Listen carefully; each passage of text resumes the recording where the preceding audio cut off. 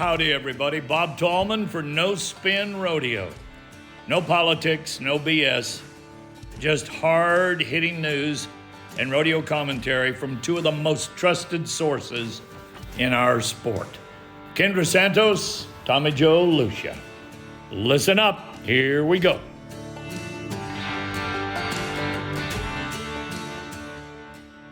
Well, hello, everybody. Welcome to episode number 7070 of No Spin Rodeo. I am at like 8,500 feet altitude. So if you think I'm a little woozy normally, it could be a little less. I am at the absolutely gorgeous Triangle Sea Ranch in northern Wyoming. And I have with me, of course, the co-host and the most intelligent part of this show, the First Lady of Pro Rodeo Journalism, Kendra Santos, our producer, Greg Teagarden, and the guy that I can't seem to get under his skin. I've been up here 2 days and I've been working real hard to get under his skin. We argued in the hay barn today, but I am so excited to have on this show the legendary and without exception, the greatest horseman that I've ever known, Mr. Chris Cox. So we're starting the top of the show with Chris Cox, Kendra Santos, Tommy Joe Lucia, Greg Teagarden. Welcome to episode 70. Welcome to our show, Mr. Cox.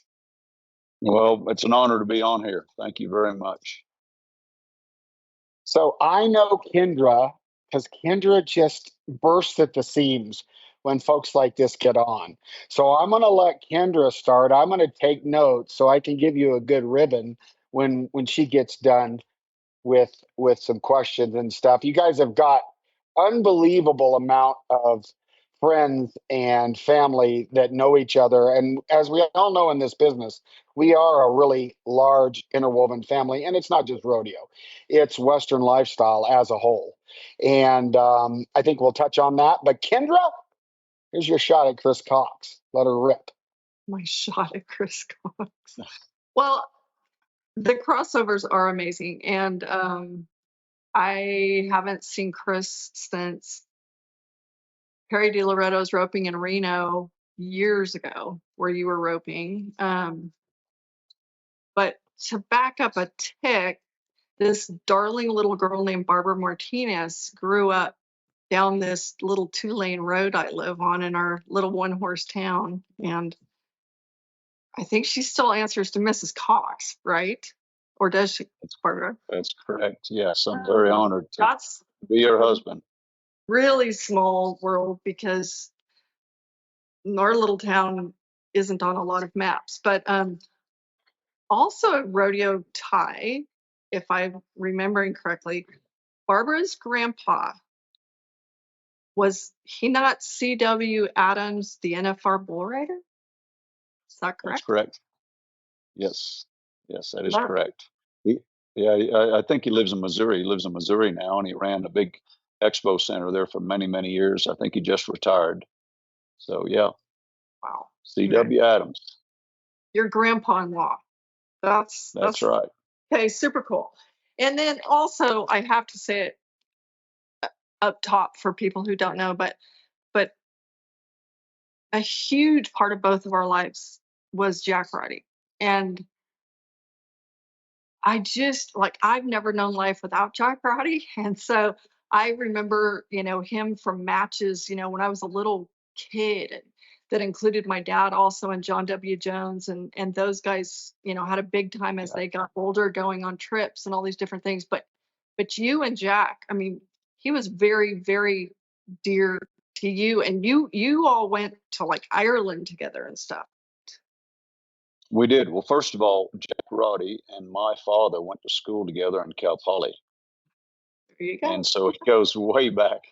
And my father's roommate was Jack Sparrick.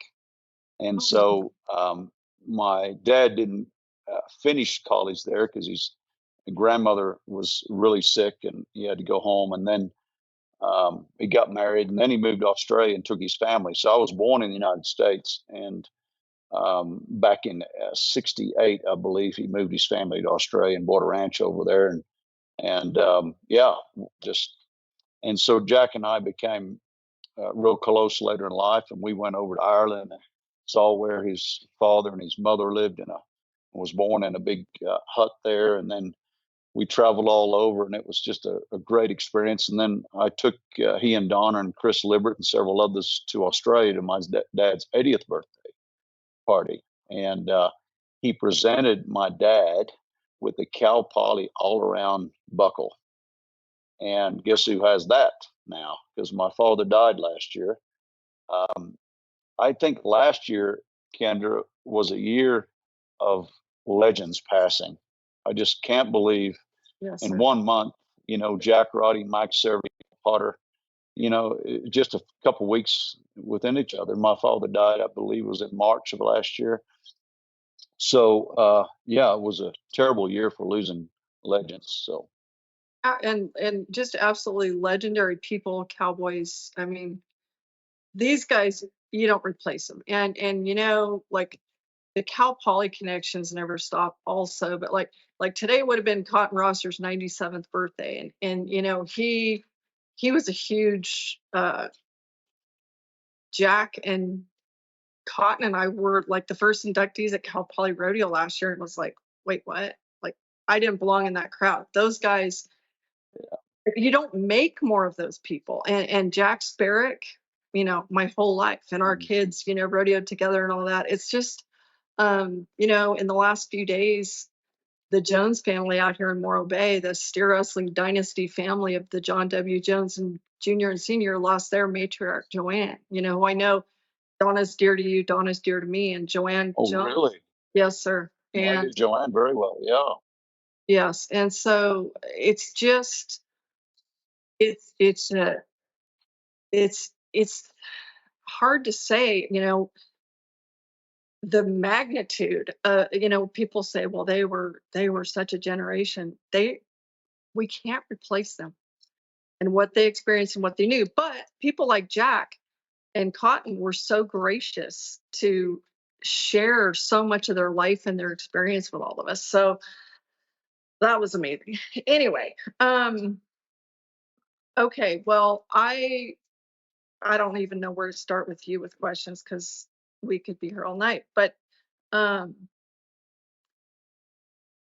one thing I assume you still like to team rope. I had a conversation with Clay Cooper this morning, Hall of Fame team roper and wonderful friend like my brother.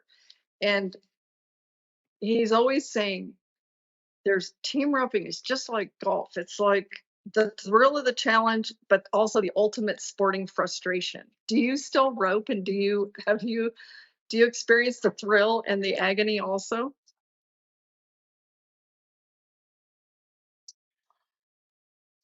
Well, for sure. I've took a hiatus, for a few years. I've had some back surgeries, about 4 back surgeries in the last few years, and now my 15-year-old son is healing and really into it. So I had to get my head horse up and bring him up this year, and we're roping in the local weekly rodeo here, and it's been a lot of fun. And I'm starting to feel the competitiveness of it, and I love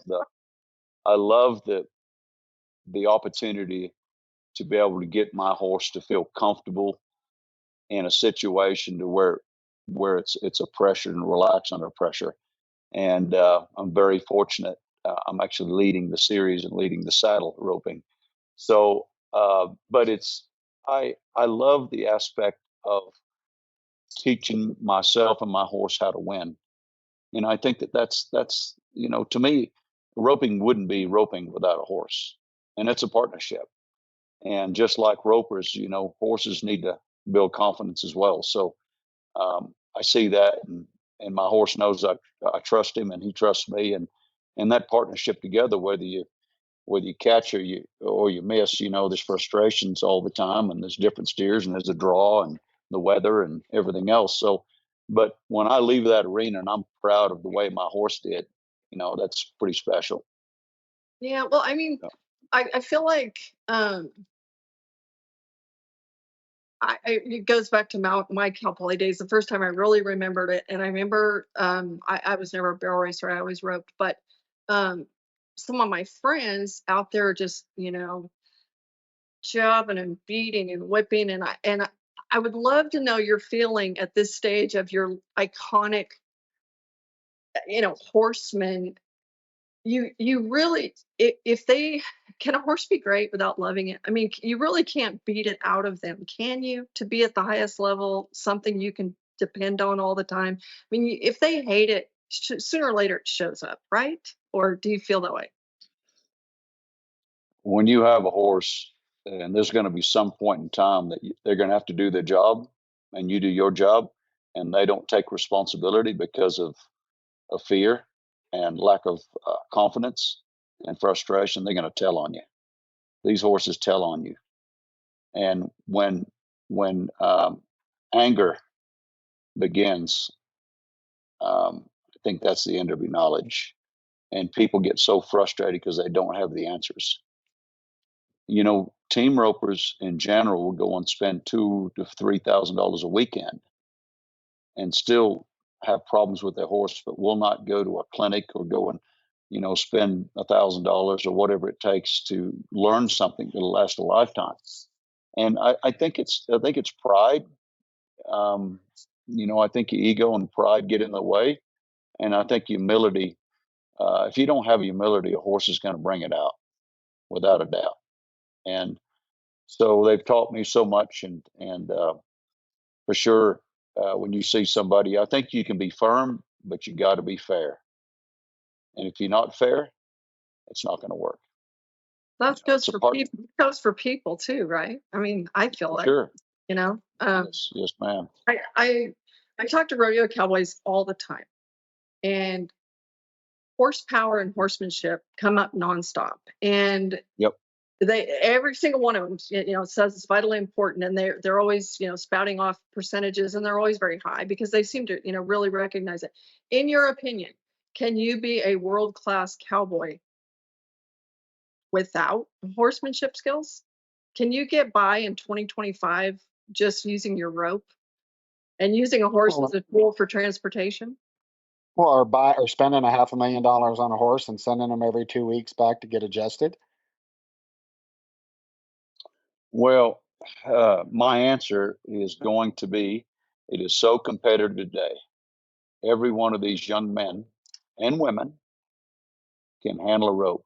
Kids grow up, they come out of the hospital with a rope in their hand, and they swing a rope. They can do tricks. They're unbelievable, but they don't use their horse. They don't know how to utilize their horse's body. They don't know how to move their body parts.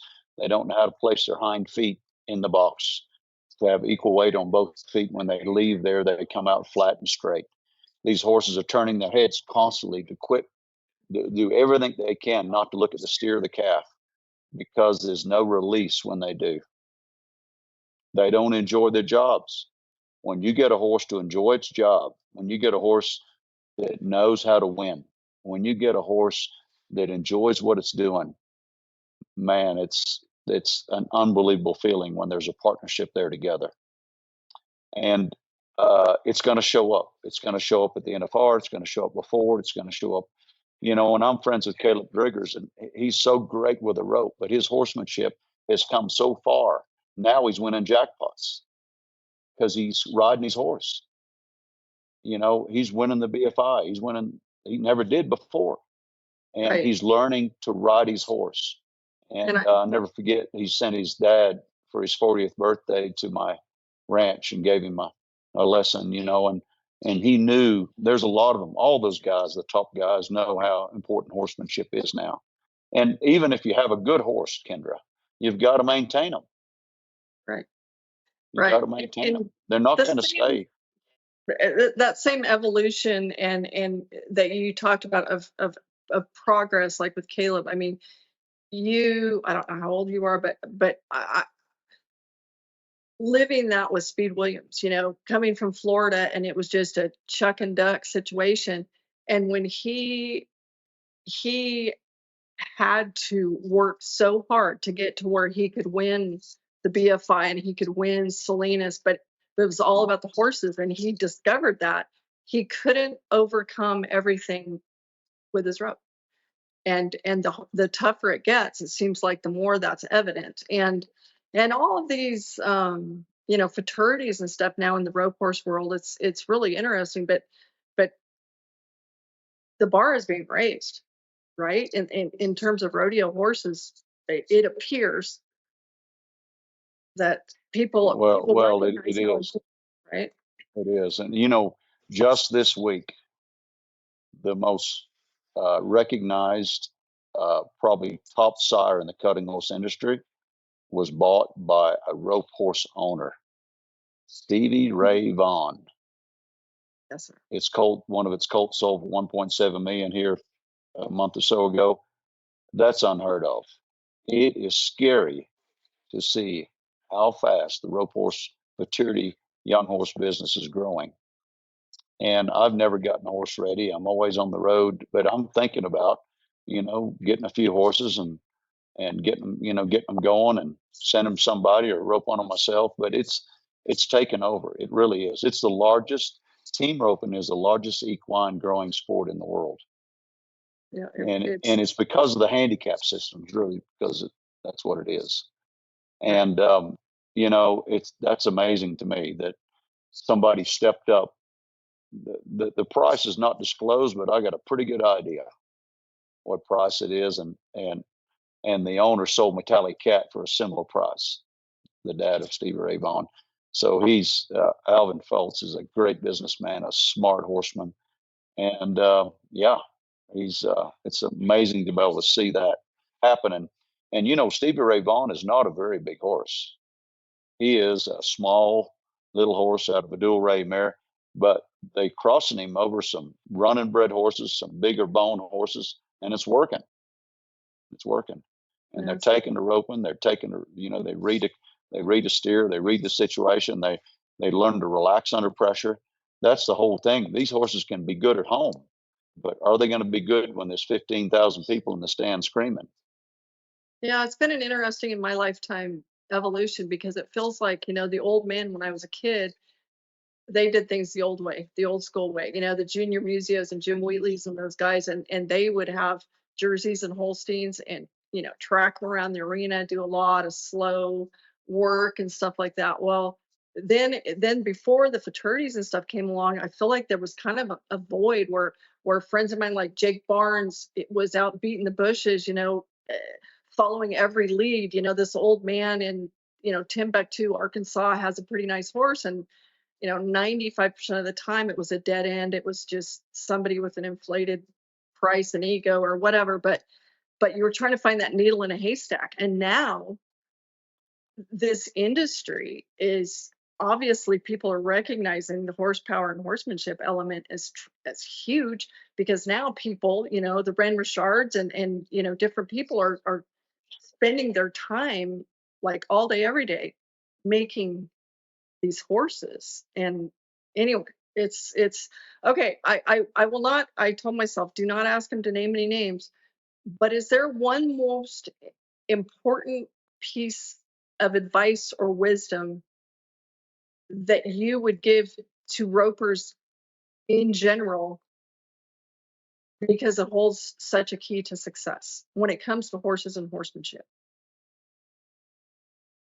That would be like Yeah, across I the would board. say, leave your rope in the barn, learn how to get somebody to help you how to maneuver your horse's body and how to maneuver their rib cage, their hindquarters, their front end, how to be able to lift their back up to shorten their stride, how to be able to get them to stop softly and not fight your hands, and how to be able to teach them how to relax, making the box to where it's a peaceful situation and growing their confidence. All of this, it all ties in. See, when I start a colt, I make sure that they're familiar with the previous step before I go on to the next step.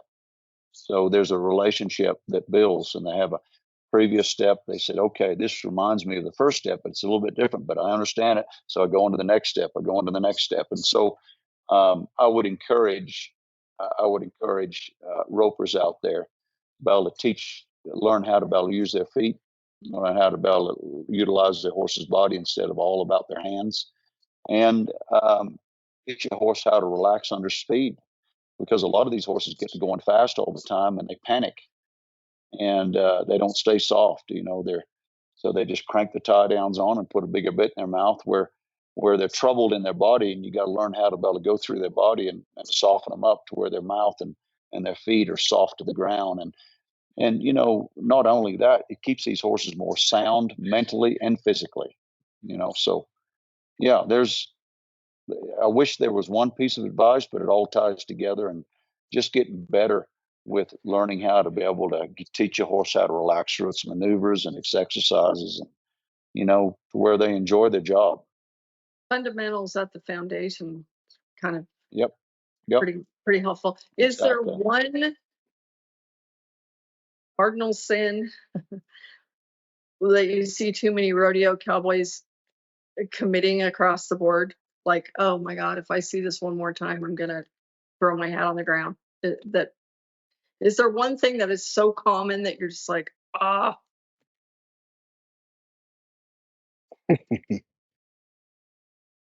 And beating their horse with a rope. Yeah.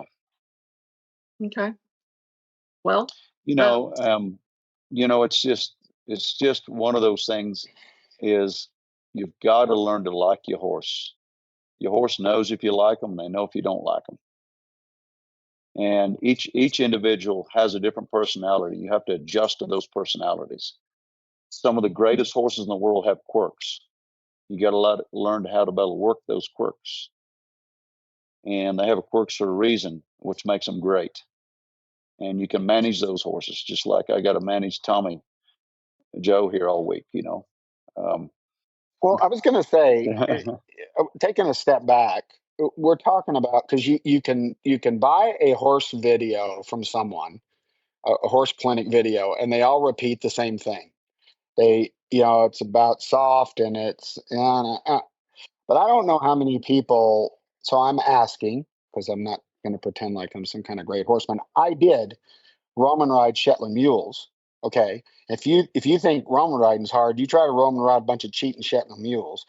And we trained a bunch of Dad and I did together. But let me give you an example. I'm going to take it out of rodeo. If you start a business, say this ranch, Chris, or whatever, and you get someone in and they come in and they're a tool for your business, just like a horse is a tool for the competitive nature.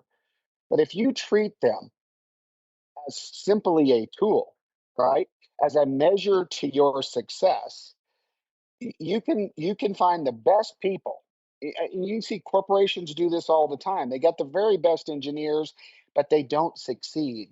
And where I've been blessed in my business, and I am noticing this with you here, Chris, is you have a relationship with your people. And they're all of your people here are family with expectations. And I believe that it's the same thing with animals. When I train animals, right, it starts with the relationship between me and a goat, me and a dog, me and a horse. It's that relationship first, because I'll tell you, we would walk in, I would have 3 trick dogs, and we would walk into an arena that was 105 degrees, and those dogs would work. And they wouldn't have their ears down. They wouldn't just be going through the motions. They would work because they realized I was just as hot as they were, and we were in it together.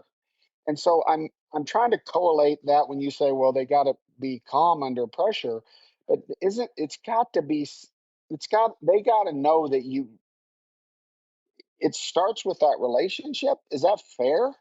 Even with these cowboys and their horses, they're not just it tools. does. It does. I tell you, as I think back to Kendra's question, as I get on here, the most important thing that I've had to tell myself is I am not the best. I am not a professional. I am not a master. I am a student. When I am a student, I'm still learning. And if you come to me and you learn something, and then you come back in a couple of years and I'm teaching the same thing and it's no different, you need to go to somebody else, because I am constantly learning. Horsemanship is a growth. And if you can set your ego aside, your pride aside, and go ride with somebody that's better than you, it's going to help you tremendously. But you can't let your superiority get in the way. You've got to be humble enough to know that you're good at what you do, but you need to add your horsemanship, or you need to add something to it. And for me, what has helped my horsemanship growth is to never think that I got it figured out. To stay humble, because horses will humble you very quickly. They will humble you. You share that your sentiment and your outlook like that. The greatest rodeo cowboys ever, and for the last 40 years, I've talked to them all day, every day. They share that with you. The greatest, the Yeah. true, absolute greatest, most iconic, legendary rodeo cowboys ever never thought that they arrived. They never quit reaching for more, and that, like, humility, work ethic, all of it. But they always thought, till the day, you know, Ty Murray or Trevor Brazil, they never thought they had gotten there. Jake and Clay, Speed and Rich, they were always trying for more, and still in the things, because they're innately competitive, as I'm sure you are too. It's an interesting combination, that humility with that burning competitive fire that is also part of you. Yeah. But does that humility sort of fuel you to keep working and gutting it out? Yeah, and I think that stops our frustrations taking it out on our horses. I think that helps us as well. Don't take our frustration out on our horses. It's so easy to do. And your humility keeps you more centered. It keeps you aware. And, I tell my horses, I'm sorry, maybe not verbally. And I'm saying, I went a little bit further yesterday than I should have. Let me back up a little bit today. Have that humility to do that. And I think that you'll continually grow and you'll be aware and sensitive of what those horses are telling you. Your horse is telling you something all the time. It's up to you to listen on what they need, not what you need, what they need. I would love to know your general. Do you have a general opinion, or is it case by case, horse by horse, nature and nurture? I mean, is it more important to have this fancy pedigree to start with, or is it more important to have a few traits that you're like, this makes for a winner? I don't care what his papers say. That's a good question. Um, I've got to have a horse that is capable of doing its job physically, right? And then if it has its mind to go along with it, that's even better. But I'd rather have a horse with a good mind and less ability. I mean, we've seen those horses win. And so it's all individual cases, but it's proven today, just like the bucking bulls, that very few people go to the sale barn anymore and buy bucking bulls to buck them, right? What do? They go genetics, and these maturity rope horses, and I got to make a shout out to Dean Tufton because he's the one that kind of started these maturities. And he brought it to Fort Worth to the Snafflebit Futurity, and it kind of started from there. And the genetics do play a part of it. And if you go and watch these barrel racers, very very seldom you'll see it, but very seldom you're going to see a story like Scamper that come out of a sale barn, they come out of this, and that's very very rare. Today these horses are solely highly bred out of a mare that's won all this and by a stud that's this, and when you're going to go put your money and all your time into a horse, the paperwork is a good way to start. It doesn't mean it's always going to be successful, and there's always going to be horses that aren't papered very well or don't even have papers. They're going to be great. I give them all an opportunity. A good friend of mine, the greatest racehorse trainer of all time, just died, D. Wayne Lucas. And he told me, he said, treat them all like champions until they prove to you otherwise. Fair enough. Do you watch much rodeo on TV? Do you have time? I don't know, or the time or the interest. Do you watch rodeo ever on TV? Yeah, I do. I do, and I'm friends with a lot of these guys. I just called Cleo the other day. I'm real close with Rich. Speed and I are with the same age. We're 2 days apart. His dad rode with my dad in Florida. I do have a connection. The younger guys, not as much, but I am friends with a lot of these guys, and I connect to them.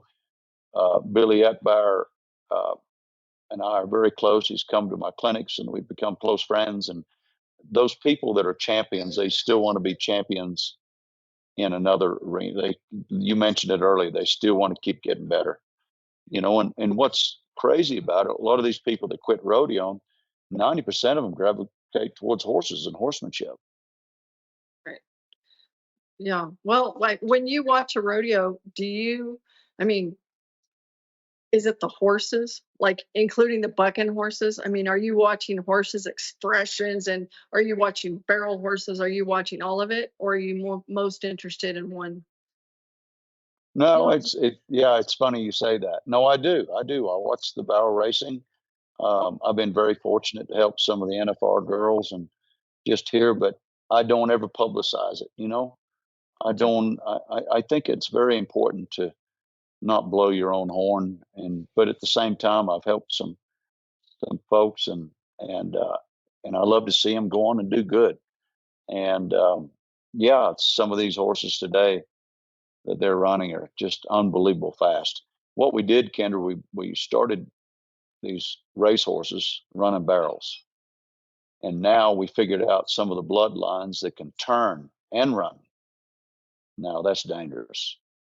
Those goodbye lanes, all them, them suckers, they can turn and run. Before they could just run and had a hard time turning, you know.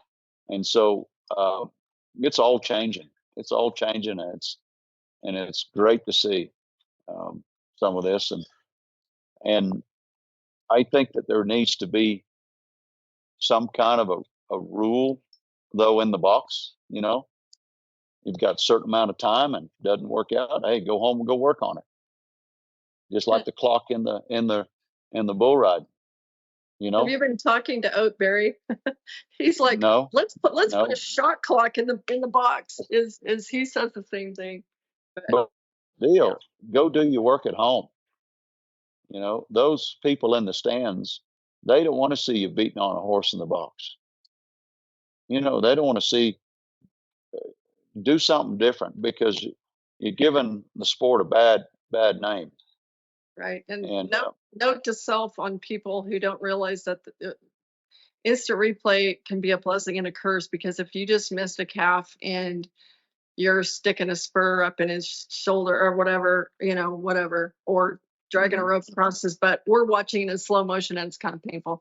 Anyway, I think Chris is supposed to be headed to rope or something, and we promised him. He is supposed to go out, but I want to take a quick moment because there's two sides to Chris Cox. And Chris, I do want to ask you a little bit about lead changes, because I think that is a phenomenal thing that you've started. And I want to tell us what it is. I know what it is, but it's easier if you tell us what it is and where it kind of started, and a little bit about lead changes before you go off and try to win your saddle here at the Du Bois Rodeo or wherever you're headed.